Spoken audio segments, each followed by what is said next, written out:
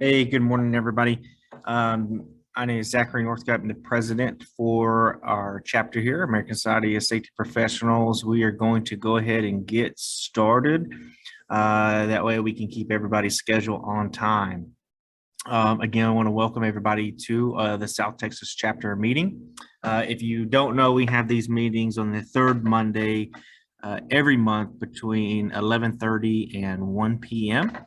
Send out emails. If you're not a member, hook us up, let us know. We'll be happy to help you. That way you get on our communications pages as well as our officer meetings and everything else that we have going on within the chapter. Our agenda. So we want to welcome everybody. We go over our chapter officers. We're going to go over our finances, introductions, chapter business, area updates, and then we're going to have our one and only Stan Gregory. He's going to talk about boiler safety in the workplace at 12 p.m. and we'll end around 1 p.m. So at this time, do any of the officers have anything they would want to say that you don't have a slide? If not, I'll move on.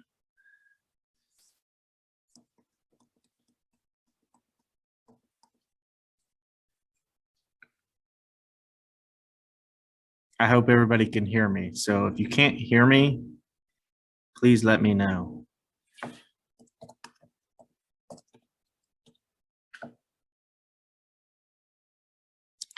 If you don't know who our chapter officers are, these are our officers for your chapter and our email addresses. If you ever need to get a hold of us, that is the best way to do that. For our finances, this is our finance status as of today. So we have $29,000 in our checking account. We have $28,000 in our cash and mutual funds with a total of $57,335. As you know, this is for our membership. So if there are any good ideas and things that you want to help promote, to gain more membership, or we're going to do a golf outing here when it warms up here. So any ideas, please let us know, and we'll have a survey here in a second. You can add that feedback to us. If you're interested in our challenge coins, we have these specifically made with the South Texas chapter. They are going for $15 each. We have 30 coins available, and if you want those, you can contact our treasurer at southtexas.assp.org.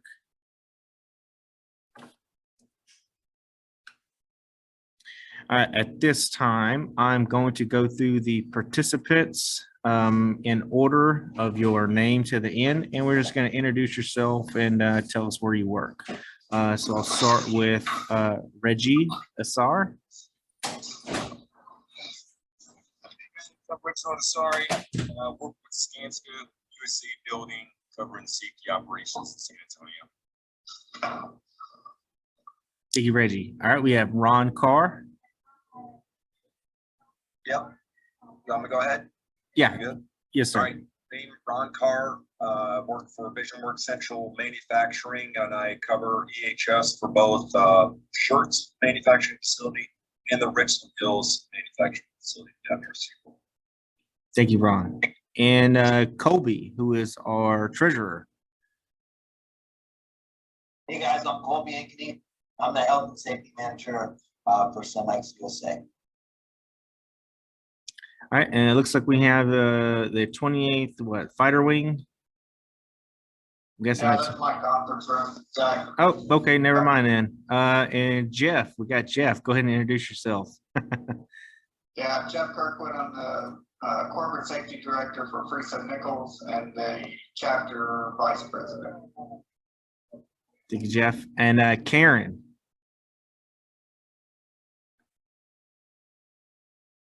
Karen McKinney. Hi, Karen McKinney, PNC Incentives. We design safety recognition programs. Thank you, Karen. Everybody else here, so they can come to the camera. Yep, I got Larry. Larry next.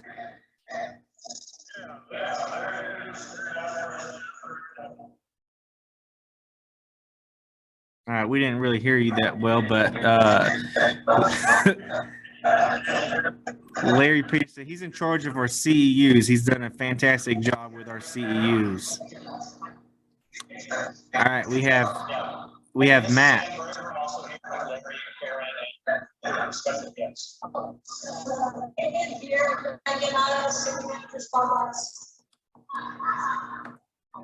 everyone here, sir. Okay, do you got Matt there? Is Matt available?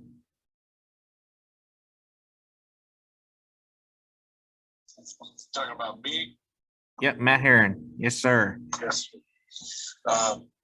My name's Matt Herron. I work for Southwest Research Institute here in San Antonio, Texas. Senior safety engineer for the mission. I'm also the Region 3 South Area Director. Thank you, Matt. Michael Caroley. Hi, good morning, Mike Caroli. I just joined back in the fall. This is my first opportunity to be part of a meeting, so looking forward. Woohoo, we're glad to have you. Thank you. Herman Schultz. Yes, sir, guys. This is Herman Schultz. I go by Lee. Working with CMC Steel Texas, safety coordinator here for the Growing Bill and Shipping and Inventory departments. Thanks, sir. Scott. Hey guys, I'm Scott Lapierre, membership chair. I work for Guardian Fall Protection here in San Antonio, Texas. Thank you, Scott. And last on my list, I have Veronica. Yes, this is Veronica Squires with San Antonio Water Senior Safety Specialist. Glad to have you. Is there anybody that I missed that would like to introduce themselves?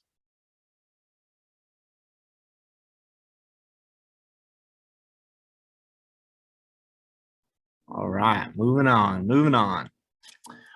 We've been doing our monthly surveys. This is the QR code for this month's survey. So please scan it, scan it now, and then you can go back to it after you hear Stan's presentation. Hopefully it's everything that you imagined. If not, let us know. There's going to be other questions in there to kind of how we improve our chapter. So your feedback is important. We are here for you to make, it's your chapter. So we want to hear from you and we want to know what you would like to do or have done. Our survey results for last February meeting, we didn't get any. Not to say that that's a bad thing or a good thing or everything, but I just want to, if you think this organization, our membership is great and all that stuff, that's fine. That's fantastic. I love that. However, I feel like there's always room for improvement. If you've ever messed with the ISO standards and safety management systems, it's always pushing to be better. So I think it's important that, if you have feedback to share, please let us know so we can get better and make this chapter worthwhile. For our memberships, we have 4 new members. We have Samantha Perez, Claudia, Joseph, and Peter. Are any of them on the call?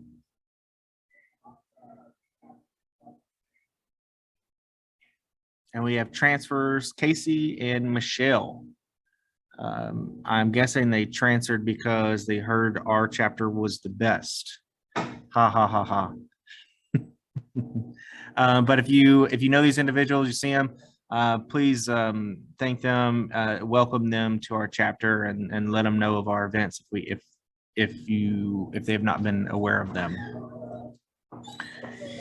If you weren't aware that we have get a member program, here it is. You can get a on-demand webinar, 1-year free membership extension, and a $50 Amazon gift card. As well as you get entered into a grand prize drawing for some of the PDCs that come out. So, enter into there if you refer to your members or refer everybody in your work center to join a member. Make sure they're joining the South Texas chapter. If you have a hardship with your program during COVID, they started this. So contact the customer service at ASSB.org or call that number, and they will work with you through this struggling times that we have.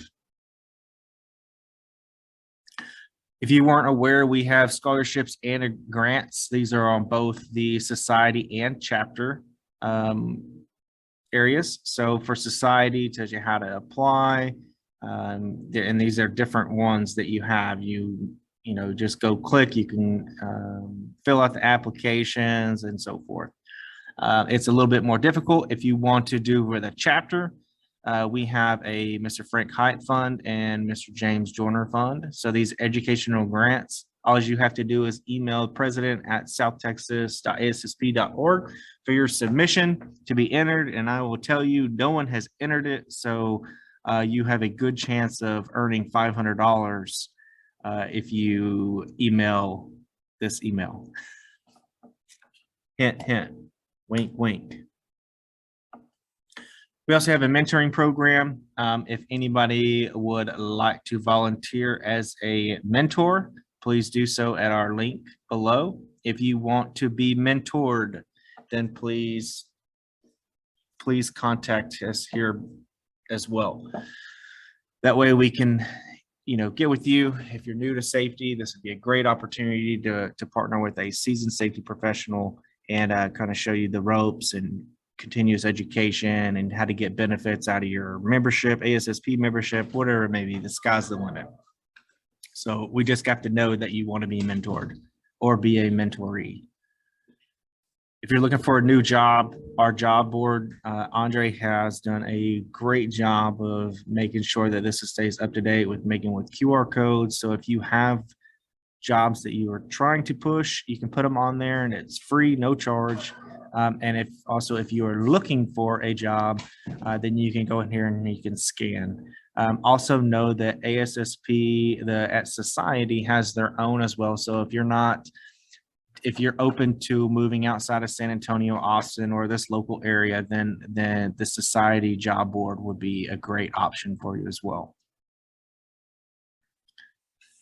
Let's see, I don't know. This would be the websites, but somehow they're not showing up. Ah, there they are. So if you're interested in a ASSP practice specialty, here are their different websites. So whatever is interesting to you. They also have common interest groups as well. And I know here the Hispanic Safety Professionals Common Interest Group, it is local here to San Antonio. So they do have a chapter here. I don't believe I see, I think it's Alyssa, maybe it's on there. But we do have one of those chapters out there and you can reach out to them as well if you're interested in these, which are great groups. Here's our schedule for our the rest of our terms meetings. So today we're going to go over boiler and pressure vessels. Next month is going to be distracted driving. And then May 6th, finding focus in the midst of chaos. I think everybody could use some guidance in that with dealing with COVID and everything. And then June 20th, how to optimize workplace safety and efficiency with safety wearables. That's more of kind of like a technology type one. So that'd be pretty cool. If you are interested in speaking for July 2022 to 2023, that is completely open. We don't have anybody in the books. So if you want to speak, please submit your name to us. If there's a certain topic that you would want, send us that topic. We'll find the speaker for you. Or if you know speakers, really anything that you can think of and you want to hear about and learn about, please let us know. So that way we can start planning, coordinating that for that. If you're looking into continue your education along with these meetings, and I know I said before, Larry's done a fantastic job of getting us CEUs for these presentations. It's 0.1 CEU, which is better than nothing. But if you're looking for a little bit more, the ASSP.org website under their education program or tab, they have certificate programs, prep courses for CSP, ASP, CHST, anything that you can think of. They have online learning for those that don't have time to sit in, the brick and mortar classrooms and everything. So go out and check out this website and they'll give you a lot of information. We'd like to get your feedback again. This chapter wouldn't be as great without y'all. We wouldn't be able to do the things we could do, can do without y'all. So please let us know how we can give back, how we can make this better, how we can add more members, and so forth. We're actually working on dates and times for a golf outing. I think we're just trying to find a location, and we're going to kind of do a fundraiser as well to kind of give back to our communities. So any feedback, please let us know. If you want to write an article, if you wrote an article, you want to share it with society and our chapter members, please let us know, send it to us. We'll put it on our chapter website. I mean, we'll give you that visibility. We want to promote you as well. So if you have something like that, please let us know. Another thing into the awards, we want to celebrate your achievements. So if you do have any achievements that you want to put on our website, you want to send it out to our members to recognize you, you can send it to this website, info@southtexas.assp.org.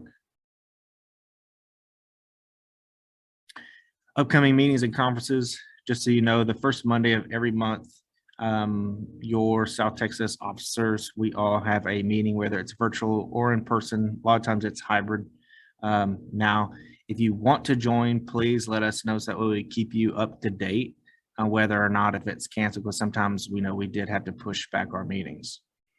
Also know the Gulf Coast chapter is having their PDC on April 22nd. The Region 6 VPPPA Annual Safety Conference is the May 23rd. We have ASSB Safety 2022 PDC on the 27th of June. And Region 3 is going to be here in San Antonio on August 29th. So you have all the links and everything you need to go sign up, check them out, learn more information. We hope that we will see y'all out there.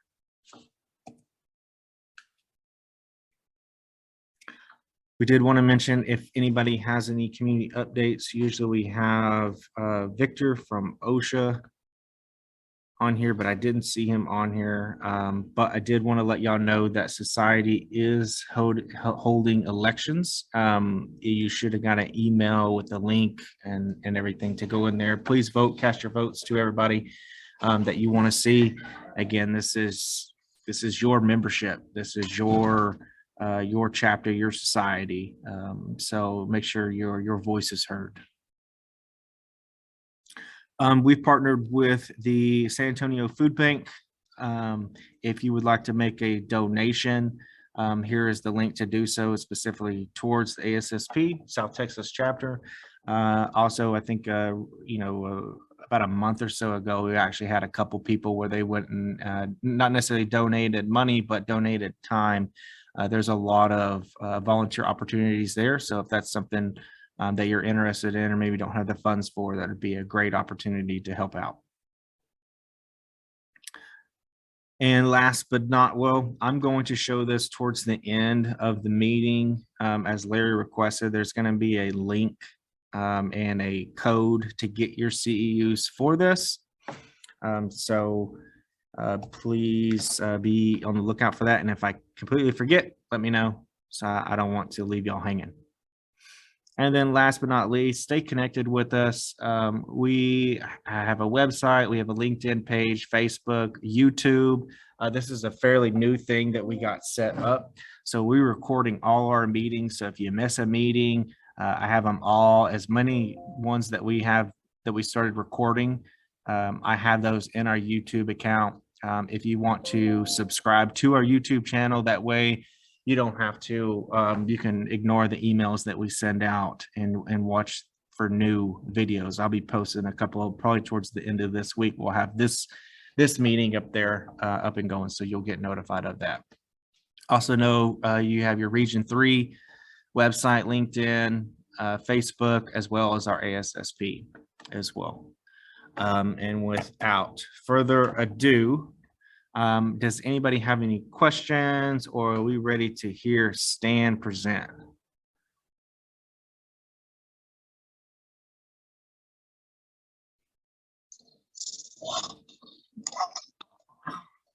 Can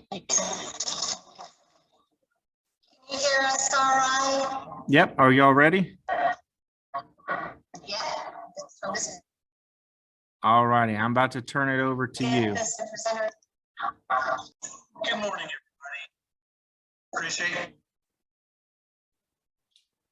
And this presentation is something that's near and dear to my heart, but it's something we don't get to talk about very much. This incident that we're going to talk about a little bit and talk also about boiler safety is a personal story while I was in college. So it has a lot of ramifications to those that have boilers in and around their operations that they may have to inspect or otherwise work with. Let's go through a little history. By the way, I've been with the South Texas chapter since 1983. Long story short is that that's my nickname, and I'll stick to it. The experience that I have to share has to do and started with my time in the service. I got out of high school and as a result joined the Navy. The Navy said, hey, we want to put you in a nuclear power program.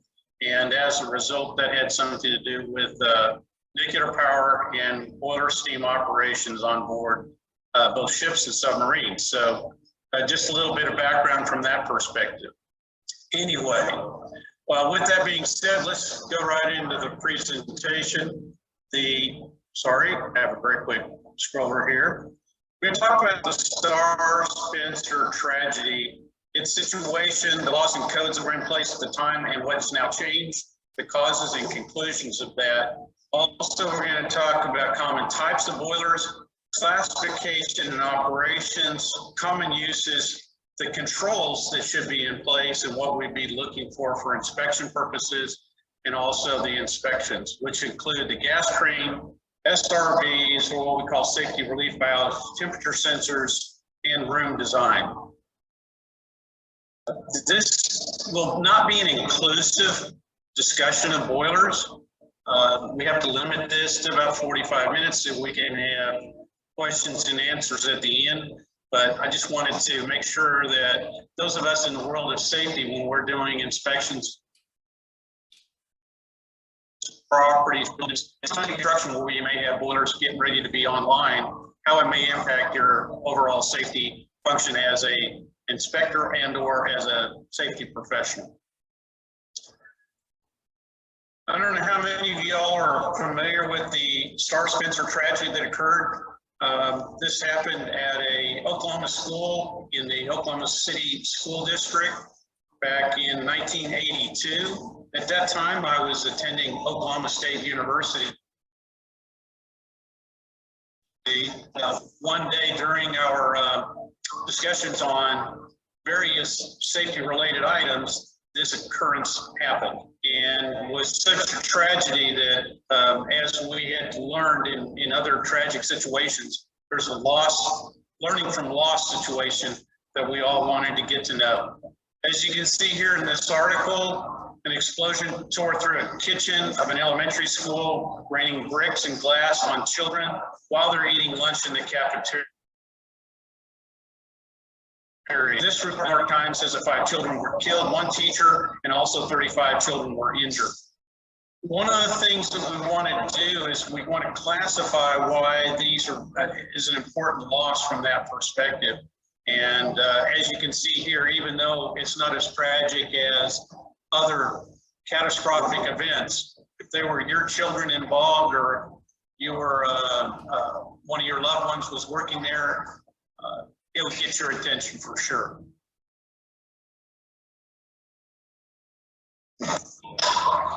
So when we talk about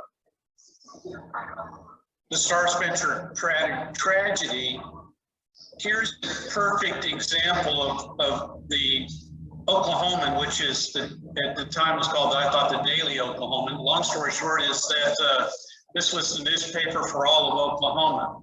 As you see here, it says that a gas explosion kills 7 at a grade school, and it changes the law. That was the good news. The bad news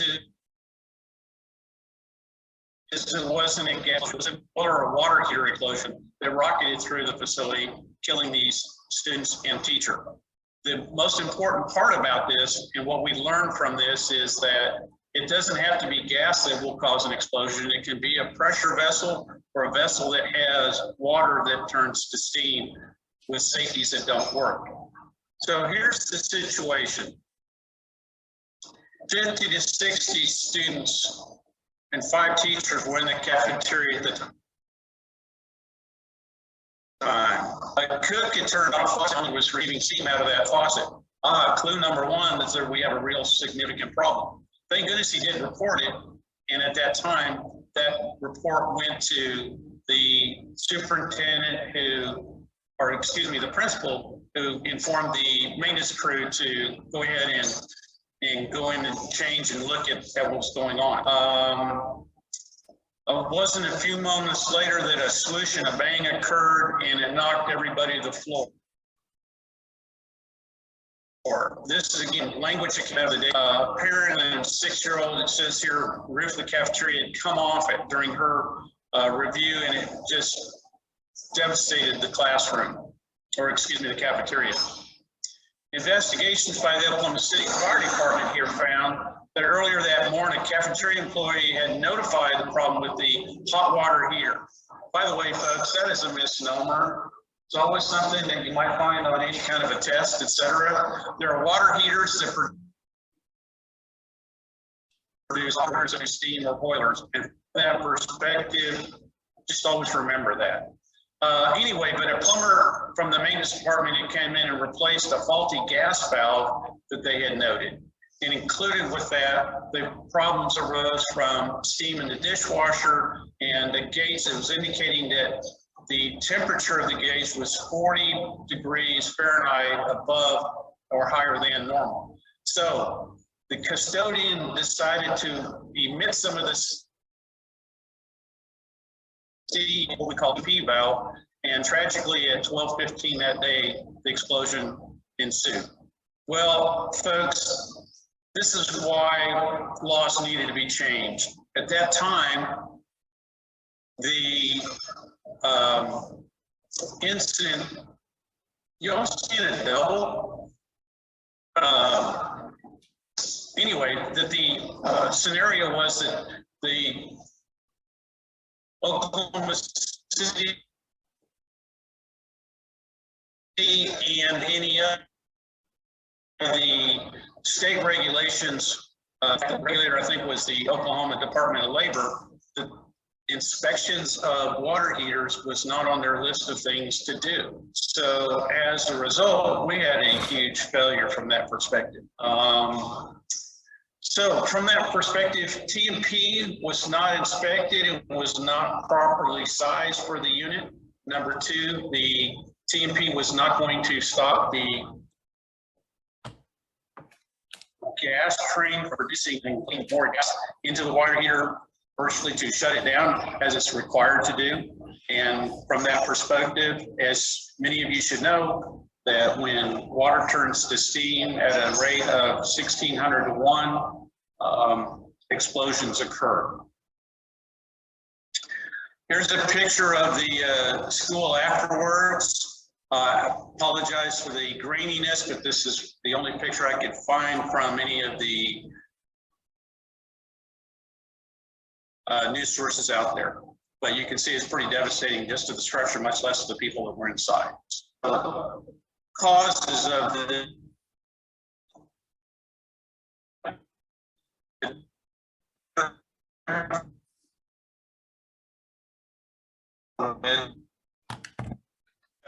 gas into the water heater.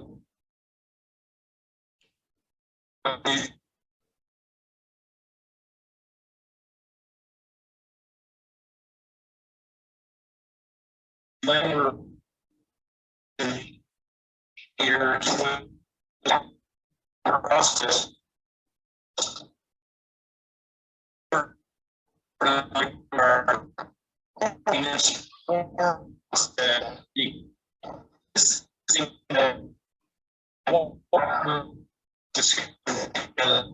are still many heaters that are of products and facilities. Even though boiler inspectors are required, there are certain things that they don't look at, and we'll get to that in just a little bit.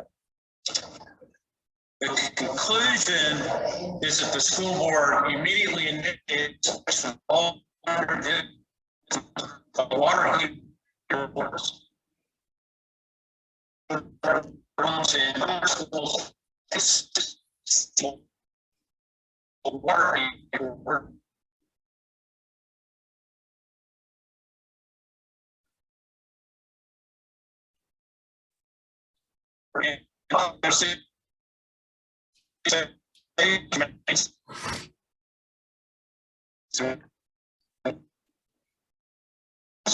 As a whole also does periodic inspections, and those come from the, as an example, Harvard steam boiler and other third-party boiler inspectors.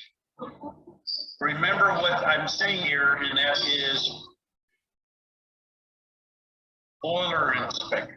So from that perspective, we learned quite a bit in the industry, and throughout my career, I have inspected probably 1,000 water heaters and boilers.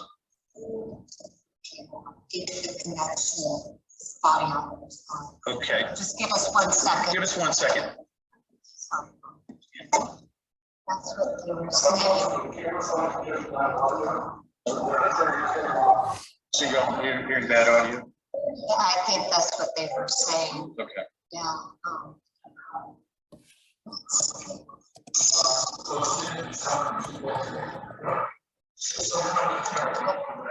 Not from the beginning, I'm so sorry. If you want to scroll. Okay. Yeah.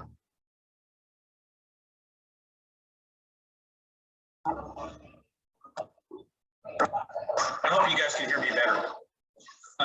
Anyway, as a result, the inspections of water heaters by persons like myself in the insurance industry and boilers, after meeting with boiler inspectors, there are several things that they do not include in their inspection process, and we're going to go into those as well. So a little more background on myself. This is a picture of the USS Jason. It's over 1944 and decommissioned in 1995. I was privileged to serve aboard this ship for a little over 3 years, operating both the steam boilers and all of the servicing parts of the boiler system. The Justin of the ship itself is a repair ship. So one of the things that we did do as far as repair was the servicing in all type of mechanical equipment. It was the flagship of the Pacific Fleet back in the day, doing Westpacks overseas to Japan, Korea occasionally, and also to other various countries of the Pacific. The propulsion unit on board was a 400-pound PSI boiler, which there were 4. Therein lies my experience with boilers and all the associated, because as a result of my time on the ship, there was a boiler explosion that occurred, and thank goodness that it was not as a result of the steam side of the boiler, or what we call the water side of the boiler. It was as a result of the gas train and a lack of appropriate air mixture with the fuel source. And all that we had that occurred actually was a little puff and a lot of asbestos floating in the air at that time. Excuse my French. All right, so let's talk a little bit about boiler classifications. Now, this is not inclusive, gentlemen and ladies. This is basic boiler classes. So there are basically 2 types. There are water tube and fire tube together, and that includes some of the nuclear and other types similar to them. They also fall into 2 different classifications as well, and that is low and high pressure. That is 15 psi G, or gauge pressure, 1 atmosphere, is all considered low pressure and generally do not exceed 250 degrees Fahrenheit as far as our operating temperature. Then there's high pressure, which are 15 PSIG and above, generally are considered steam boilers and are greater than 250 degrees. As you can see in this picture here, this is what we call a water tube boiler, where the waters are in the tubes, and then the fire tube is just like the opposite of that, where the fire goes through the tubes, and then the water surrounds the tubes themselves. Very basic operations. There are also items that need to be talked about with regards to these types of units, and this includes water heaters, etc., or water heating boilers. In water heating boilers, which are very common that we have both in our homes, apartments, businesses, etc., they fall into two categories as well, and that is boilers and water heaters. So here's where they differ, and that is their basic BTU input rating. Anything less than 200,000 BTUs is rated as a water heater. As a result, it does not require over 200,000 and above to require license inspection. So how does that play into your mindset or thought? Have you looked at your tag on your water heater and seen if it's a water heater or a boiler? You should. All be listed, shown right there on that tag, and its operating temperature as well. The important parts of these particular types are the fuels we use. So we have everything from gas, which can be natural gas, propane, etc.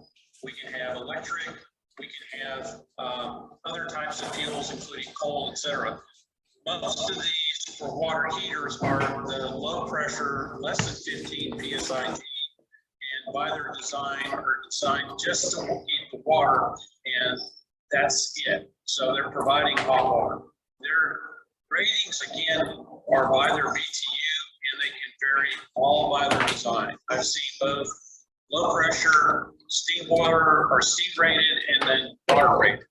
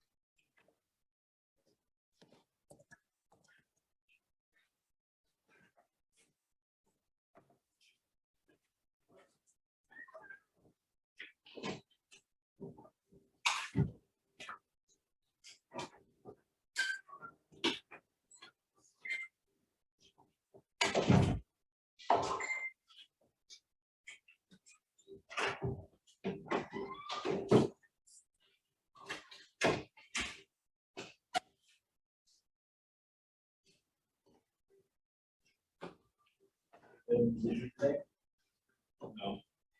Can you do a car for me, a truck for me? No, it's a silver CRX, right here under the honey.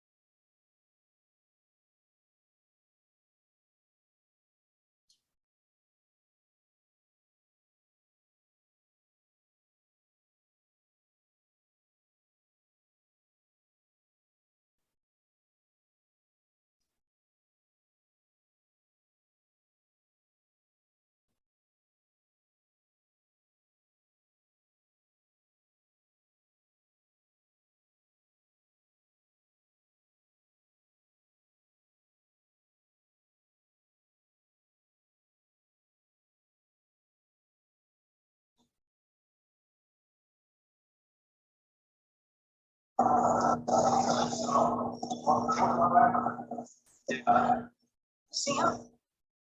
You see the sign? Do we have to reshare? Yeah.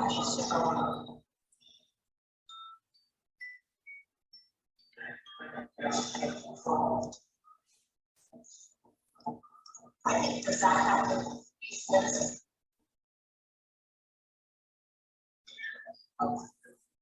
So we need to keep. What was the last one you guys saw? I would say you can use my hotspot if you want. They're on right now. So now I open share. Stop sharing. Yes, okay. So then you have control. Which all right. He's already seen them. He's seen this. That's where you're at. This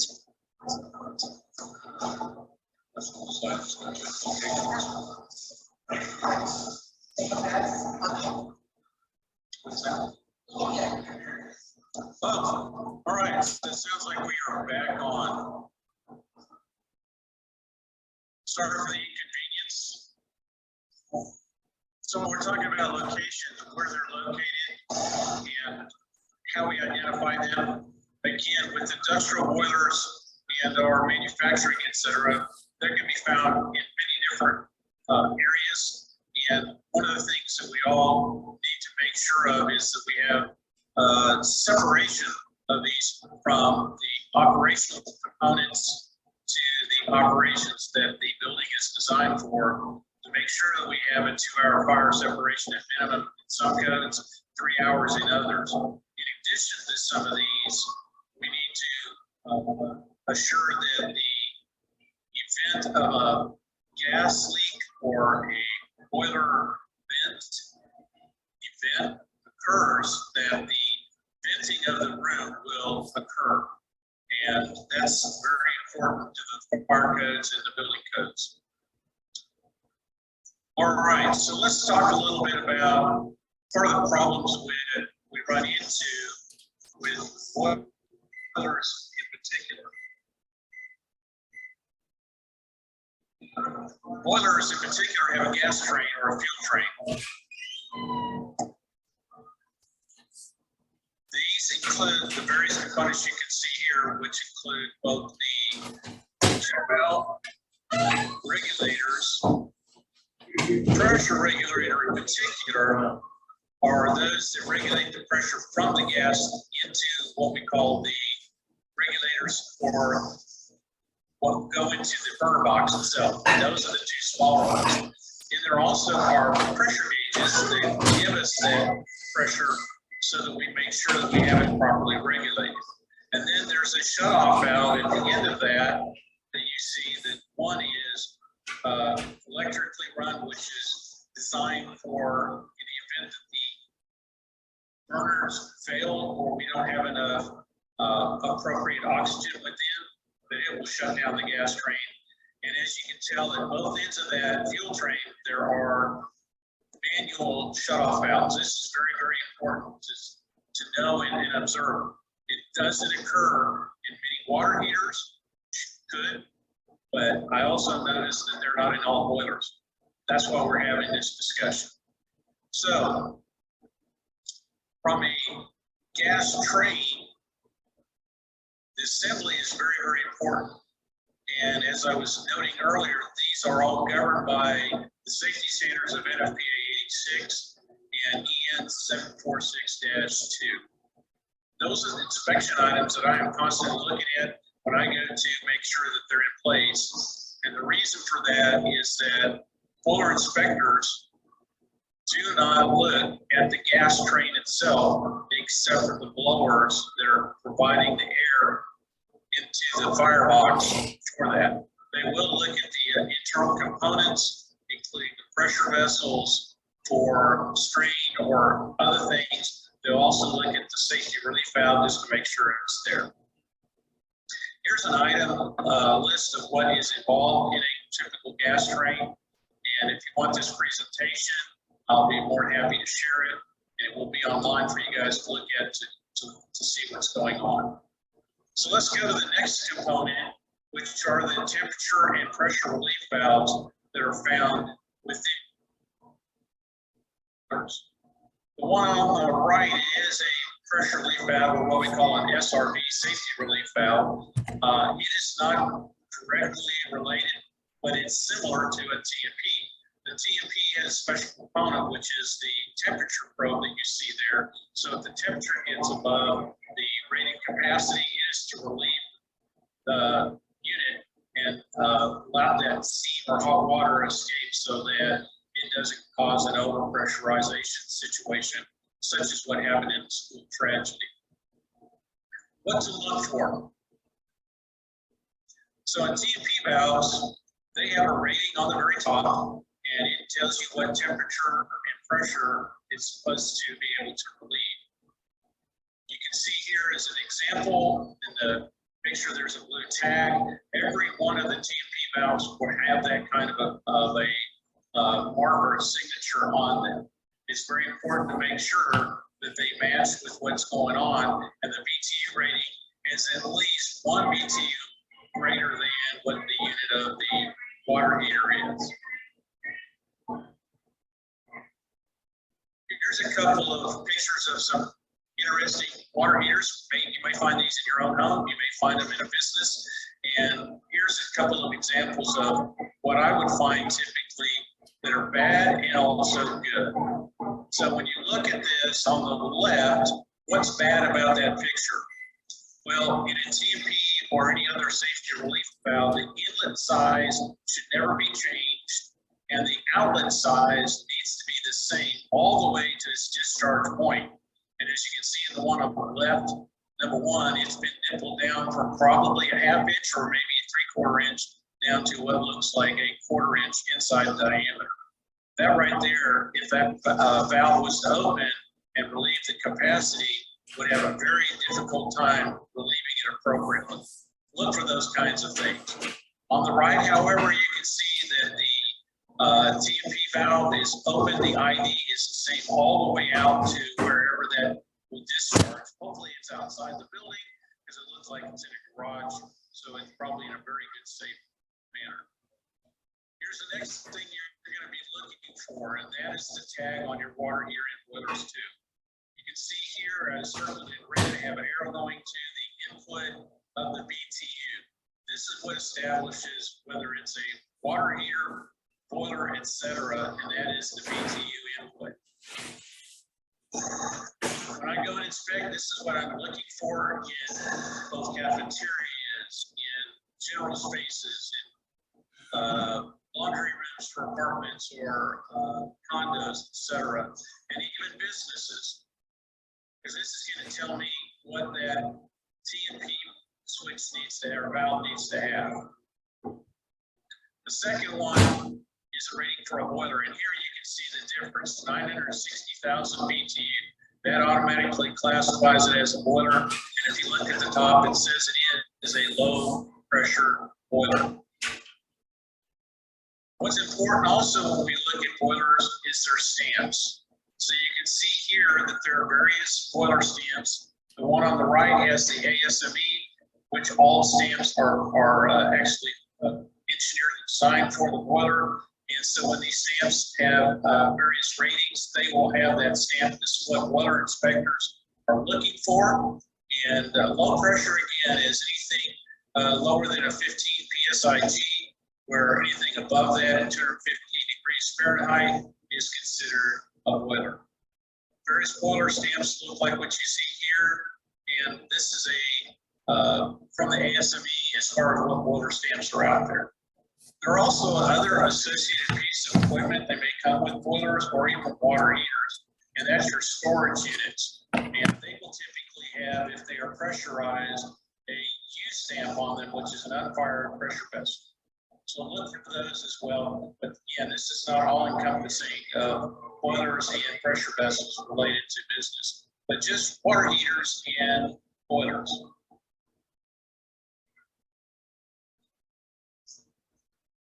The inspection part of this is one of the things that I, again, want to reiterate, and that is, folks, boiler inspectors are only inspecting the insides of boilers, the actual blowers, to make sure that they're working effectively.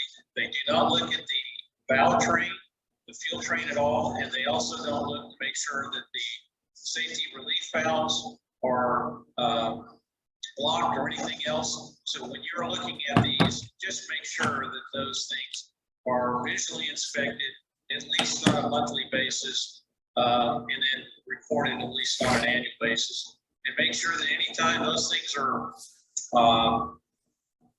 maintained, they're using licensed plumbers and boiler folks. Anyway, I appreciate your time today, folks, and I'm sorry that the presentation kind of went sideways there for a little bit. If you have any questions, please let me know. I'm going to turn it back over to Zach.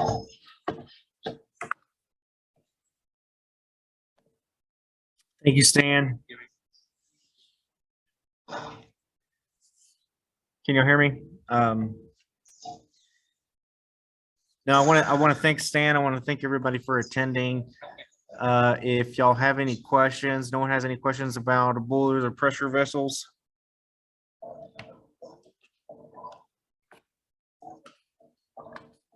Zach, can you hear us? I can hear you.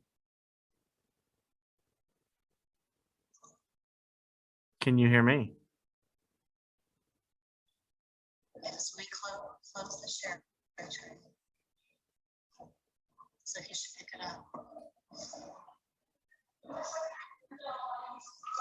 Can y'all hear me? Can anybody hear me?